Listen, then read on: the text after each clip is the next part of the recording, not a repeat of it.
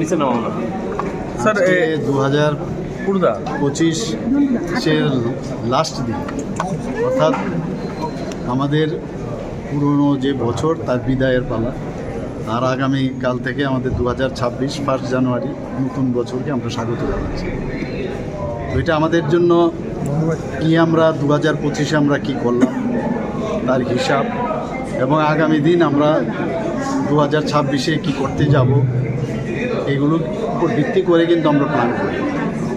তো সেটা তো একটা দিক সরকারের আমাদের বিষয়, কিন্তু আগামীকাল থেকে 2026-এর প্রথম 1 জানুয়ারি আমি সেই উপলক্ষে সমস্ত রাজ্যবাসী তথা সমস্ত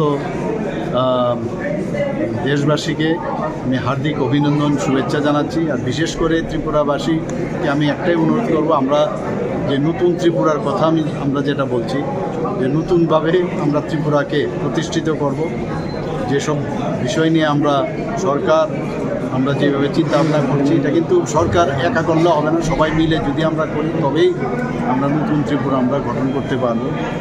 এবং একটা কিছু করা প্রয়োজন, এইভাবে গতানুগতিকভাবে চললে হবে না, নতুনভাবে চিন্তা ভাবনা করা। মাননীয় প্রধানমন্ত্রীজি যেভাবে আমাদের মার্গদর্শন করান, যেভাবে বিশ্বের মধ্যে ভারতকে এখন যেভাবে প্রতিষ্ঠিত করেছেন উনি, আগামী দিন 2047-এর মধ্যে একদম বিকশিত ভারত করেছেন, আমরাও সেইভাবে কাজ করছি। সবাই কোঅপারেশন ছাড়া সেটা সম্ভব হবে না। সবাইকে আমি হ্যাপি নিউ ইয়ার 2026।